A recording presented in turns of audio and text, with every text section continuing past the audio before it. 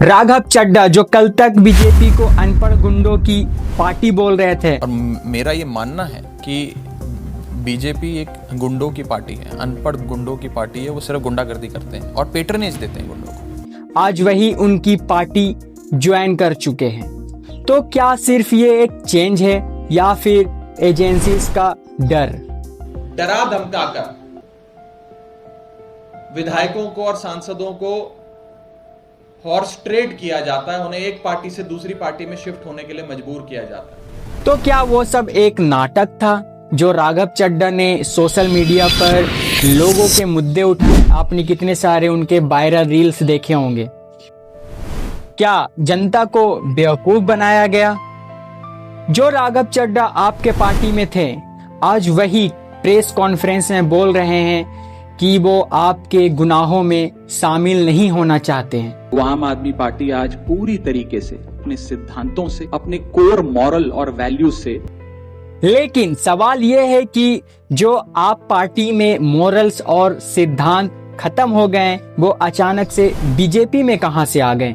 राघव चड्ढा कहते हैं आज तक वो रकम नहीं बनी जो राघव चड्ढा को खरीद सके। आज तक वो रकम नहीं बनी, मैं साफ तौर पे कहना चाहता हूँ, आज तक वो रकम नहीं बनी और वो शख्स पैदा नहीं हुआ जो राघव चड्ढा को आम आदमी पार्टी को या साफ तौर पे अपने विरोध। तो फिर आज क्या हुआ?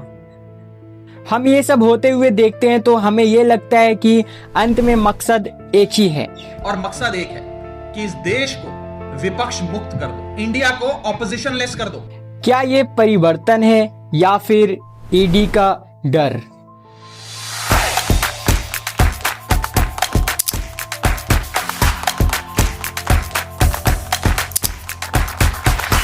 सच के साथ स्वागत है आपका। तो आज बात करेंगे कैसे लोग पार्टी बदल लेते हैं। इसे अच्छे से समझने के लिए हमें 14 अप्रैल पर चलना होगा। अशोक मित्तल जो लवली यूनिवर्सिटी से जुड़े हुए हैं, उन पर 14 अप्रैल को ईडी की रेड होती है और ठीक 10 दिन बाद वो राघव चड्ढा के साथ बैठकर बीजेपी ज्वाइन कर लेते हैं। आप ये एक वीडियो देखिए राघव चड्ढा की, जिसमें वो एक बिल के बारे में बताते हैं और पार्टी बदलने के बारे में क्या बोलते हैं। हर शख्स, हर मतदाता ईवीएम पे बटन दबाकर देता है। उस मैंडेट को चोरी करने का काम और पैसे से खरीदने का काम खास करके भारतीय जनता पार्टी ने किया है पिछले कई सालों में। इसलिए आज मजबूरन आम आदमी पार्टी को इस एंटी डिफेक्शन लॉ में संशोधन करने के लिए कानून, एक प्राइवेट मेंबर्स बिल को इंट्रोड्यूस करना पड़ा भारत की संसद में। हमने देखा है कि पिछले कुछ दिनों से लगातार या तो पैसे से खरीदे जाते हैं विधायक, सांसद, या कोई बड़े पद या मंत्री बनाने के लालच में बिक जाते हैं विधायक और सांसद, या फिर आजकल जो नया चल रहा है सीबीआई, ईडी नाम की तमाम एजेंसियों का इस्तेमाल कर कर, मुकदमे दर्ज कर कर, कोएर्जन का प्रयोग कर कर, धमका कर, उन्हें मेंटली इन्फ्लुएंस कर कर, डरा धमका कर विधायकों को और सांसदों को हॉर्स ट्रेड किया जाता है, उन्हें एक पार्टी से दूसरी पार्टी में शिफ्ट होने के लिए मजबूर किया जाता है। इस सारी जो लोकतंत्र के पाप हैं, इन पापों को समाप्त करने के लिए, इनका रोकथाम करने के लिए जो आज हम एक संशोधन बिल लाए हैं जो भारत के संविधान में संशोधन करता है। तो यहाँ से साफ हो जाता है कि शायद ईडी और सीबीआई के डर से राघव चड्ढा ने बीजेपी को ज्वाइन किया है, ऐसा कुछ लोगों का कहना है। राघव चड्ढा तो इंस्टाग्राम पे खूब लोकप्रिय हैं, लेकिन जब भी पार्टी पे प्रॉब्लम आई वो कहीं और चले जाते थे, जैसे लंदन, ऐसा कुछ लोगों का कहना है। गाइस, इंस्टाग्राम पे राघव चड्ढा को 2.3 मिलियन लोगों ने अनफॉलो कर दिया है और हैरानी की बात यह है कि राघव चड्ढा फेक फॉलोअर्स खरीद रहे हैं।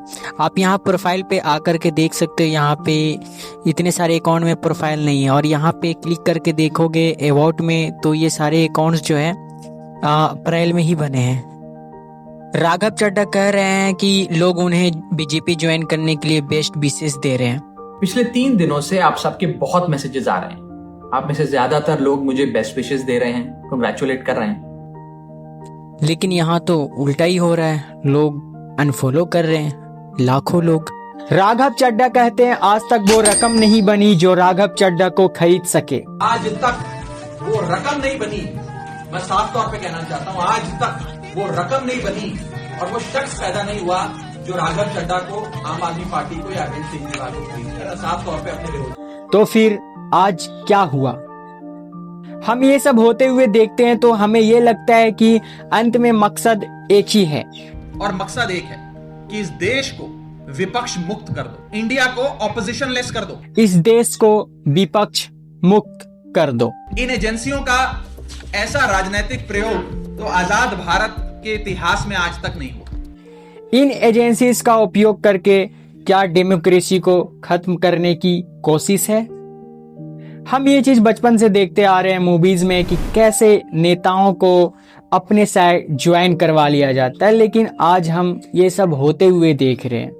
सोशल मीडिया पे आप ऐसी वीडियोस देख रहे होंगे, कुछ लोगों का कहना है कि अगर इतना डर ही था राघव चड्ढा को तो वो पॉलिटिक्स ही छोड़ देते, कम से कम उनकी रिस्पेक्ट तो बची हुई रहती। आपको क्या लगता है, ये डर की जीत है या फिर लोकतंत्र की हार? कमेंट में जरूर बताएं। राघव चड्ढा का कहना है जैसे वो पहले जनता की मुद्दे उठाते थे, आज भी वो वैसे ही मुद्दे उठाएंगे। ये भी मुझसे पूछा कि क्या अब मैं वैसे ही आपके मुद्दे, ordinary problems of ordinary citizens उठाता रहूंगा या बंद कर दूंगा। मैं उन्हें विश्वास दिलाना चाहता हूं कि मैं आपकी प्रॉब्लम्स को लगातार और एनर्जी के साथ और जोश के साथ उठाऊंगा। और अच्छी बात यह कि अब हम उन प्रॉब्लम्स की सॉल्यूशंस को भी ढूंढ पाएंगे और उसे इंप्लीमेंट करा पाएंगे। हमें इस बात से कोई प्रॉब्लम नहीं है कि वो किस पार्टी में। अब देखते हैं क्या वो कर पाते हैं जो पहले जनता के लिए वो मुद्दे उठा रहे थे, क्या अब भी वो बीजेपी के अंदर ये सब मुद्दे उठाएंगे? और अगर वो बीजेपी के अंदर भी ये सब मुद्दे उठाते हैं तो जहां तक मुझे लगता है लोग पसंद करेंगे उनको। बहुत सारे लोग रील बना रहे हैं, राघव चड्ढा ने ये किया, वो किया, धोखा दिया। तो देखते हैं अगर राघव चड्ढा बीजेपी में जाने के बाद बदल जाते हैं, जनता के लिए आवाज नहीं उठाते हैं, तो ये तो फिर डेफिनेटली गलत बात है। राघव चड्ढा ने एक वीडियो जारी करते हुए बोला है कि वो राजनीति में अपना कैरियर बनाने नहीं आए हैं। दोस्तों, पॉलिटिक्स में आने से पहले मैं एक प्रैक्टिसिंग चार्टर्ड अकाउंटेंट था। मेरे सामने एक बेहतरीन करियर था, लेकिन मैं उस करियर को छोड़कर पॉलिटिक्स में आया। अपने करियर को बनाने के लिए पॉलिटिक्स में नहीं आया और एक पॉलिटिकल पार्टी का फाउंडिंग मेंबर बना, जिस पार्टी को मैंने अपने प्राइम यूथ के 15 साल दिए। जो उन्होंने कैरियर की बात बोली है, अगर वो सच में राजनीति छोड़ देते तब ये बात साबित हो सकती थी कि वो राजनीति में कैरियर बनाने नहीं आए हैं। किसी भी नेता का पार्टी बदलना आम बात है, लेकिन राघव चड्ढा के इतने चर्चे क्यों हैं?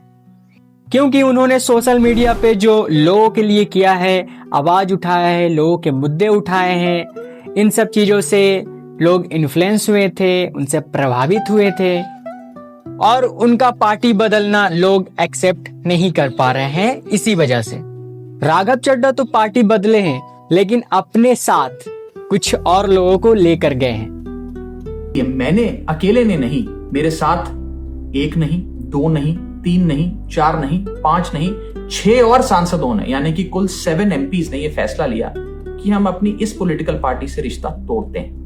एक ही तो पॉलिटिशियन था जो मुझे थोड़ा सा पसंद आया था, जो लोगों के लिए काम कर रहे थे, उनके मुद्दे उठा रहे थे।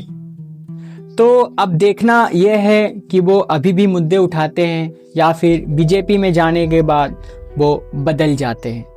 अगर वो अभी भी मुद्दे उठाएंगे तो वो लोगों के पसंदीदा पॉलिटिशियन बने रहेंगे।